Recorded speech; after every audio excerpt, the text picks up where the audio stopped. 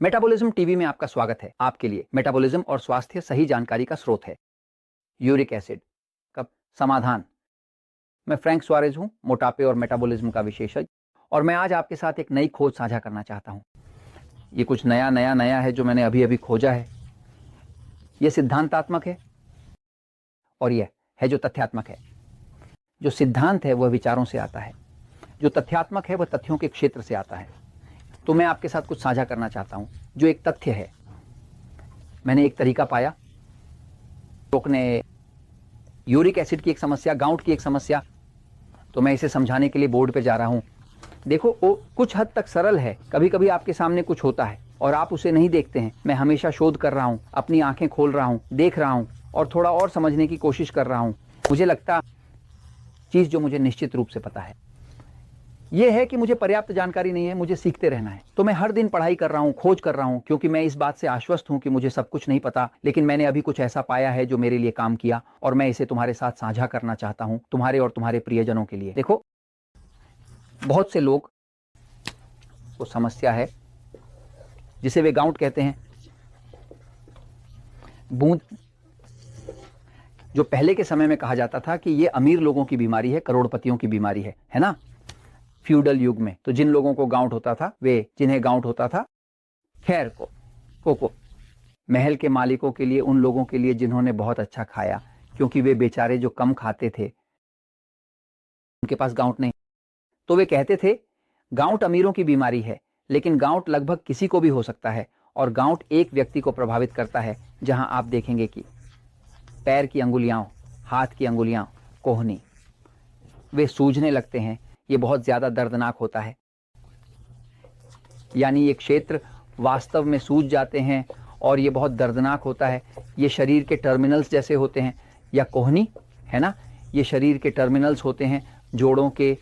ये गाउट, जैसा कि वैज्ञानिकों ने पहले ही पता चला है, ये एसिड के कारण होता है। यूरिक, शरीर में अलग अलग एसिड होते हैं, शरीर द्वारा उत्पन्न होते हैं। यहां लैक्टिक एसिड है। उदाहरण के लिए, जब आपकी रक्त में ग्लूकोज, शुगर बहुत बढ़ जाती है, जो डायबिटिक के साथ होता है वह सब कुछ किण्वित हो जाता है, और उनमें से एक यौगिक लैक्टिक एसिड है। लैक्टिक एसिड बहुत हानिकारक होता है, ये बहुत संक्षारक होता है, और अगर ये बहुत बढ़ जाता है तो ये एम्पुटेशन तक का कारण बन सकता है ना। एक और एसिड है जो शरीर सामान्य मेटाबॉलिज्म में बनता है, जिसे कार्बोनिक एसिड कहा जाता है। यानी एसिड भी और सामान्य का हिस्सा है शरीर की मेटाबॉलिक प्रक्रिया का। अब एक एसिड है जिसे यूरिक एसिड कहा जाता है, जो कि यह एसिड है। अगर आप इसे करीब से देखें तो यह ऐसा लगेगा, कुछ ऐसा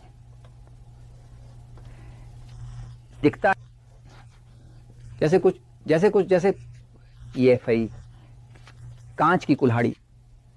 वास्तव में यूरिक एसिड का एक क्रिस्टलीय रूप होता है, लेकिन ये कुछ ऐसे क्रिस्टल होते हैं जिनकी नोकें होती हैं, और उन नोकों में बहुत ही दर्द भी होता है। यह सूक्ष्म होता है ना, लेकिन यह एसिड के लाखों और लाखों कण होते हैं, क्रिस्टलीय, जिनकी नोकें होती हैं, जो खरोंचती हैं, जो चोट पहुंचाती हैं, तो चोट पहुंचाते हैं। तो जब एक व्यक्ति, उदाहरण के लिए, एक कोहनी में यूरिक एसिड जमा हो जाता है ना, तो आप उस व्यक्ति को वहां एक बंधन के साथ देखेंगे।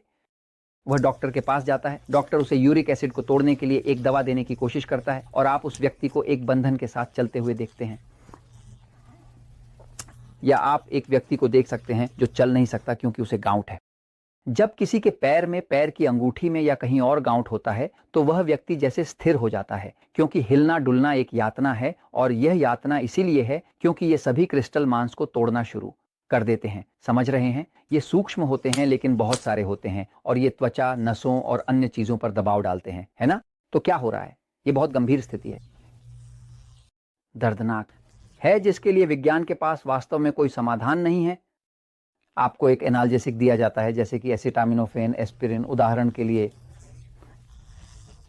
कुछ ऐसा तुम्हारे दर्द को कम करे ताकि सूजन कम हो, और दवा दें जो इसे तोड़कर पेशाब से निकाल सके, है ना। और जब आपके पास यूरिक एसिड होता है तो डॉक्टर आपको यही कहता है, ड्रॉप मांस को हटा देता है। क्यों? क्योंकि मांस, ये ज्ञात है कि यूरिक एसिड के मुख्य स्रोतों में से एक है मांस। मांस का प्रोटीन एक पदार्थ होता है जिसे पुराइन कहा जाता है, और पुराइन जो वास्तव में हमारे सभी के आनुवंशिक संदेश का हिस्सा है, जब ये टूटता है तो ये यूरिक एसिड में बदल जाता है। इसलिए डॉक्टरों ने निष्कर्ष निकाला गलत तरीके से कि अगर किसी व्यक्ति में यूरिक एसिड जमा हो रहा था तो ये इसलिए था क्योंकि वो मांस खा रहा था। यह एक व्यक्ति के लिए सच हो सकता है जिसका तंत्रिका तंत्र उत्तेजित है, जो इसे ठीक से प्रोसेस नहीं करता, निष्क्रिय तंत्रिका तंत्र वाले के लिए नहीं। खैर, उन्हें नहीं पता था कि क्या है। मैंने अभी कुछ ऐसा खोजा है जो कभी गलत नहीं होता। अगर तुम या तुम्हारे किसी प्रियजन को गाउट के यूरिक एसिड की एक स्थिति है, मेरे पास इसका समाधान है और मुझे बताने दो कि यह कभी गलत नहीं होता। यूरिक एसिड, इसे कैसे हल किया जाए? आसान है। ये मेरे पास समय से था। यह वास्तव में संदेह था कि यह तंत्रिका तंत्र था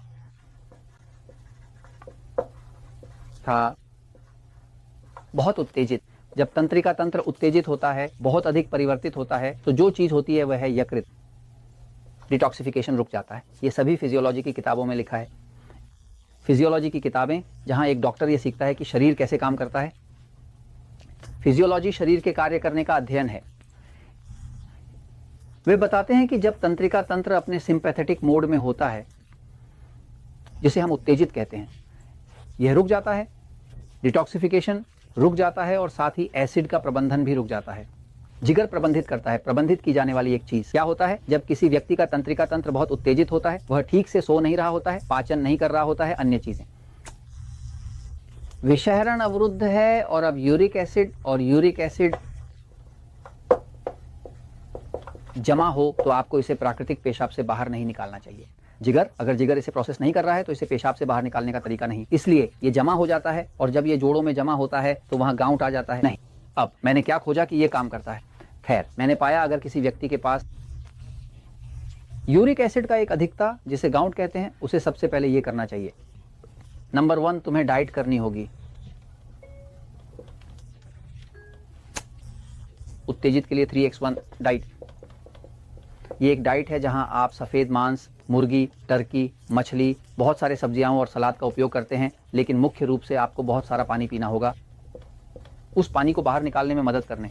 पानी, तुम जानते हो, तुम्हारा वजन उस फॉर्मूले के अनुसार जो हमने समझाया है, किलो में वजन 7 से विभाजित बराबर है दिन में पानी के गिलासों के। अगर ये किलो में है, तुम्हारा वजन पाउंड में है। 16 से विभाजित बराबर है दिन में गिलासों। नहीं। और दूसरी चीज जो कभी गलत नहीं होती है, वह है कि तुम 2 सब्जियों के जूस पीना शुरू करते हो। तुम दिन में 2 ताजे सब्जियों के जूस पीना शुरू करते हो। और दूसरी बात यह है कि तुम गहरी सांस लेना शुरू करते हो।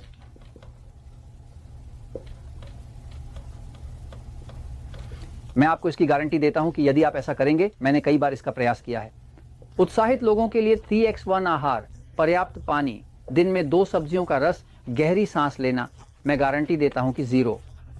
बूंद होने में 5 या 6 दिन से अधिक समय नहीं लगेगा।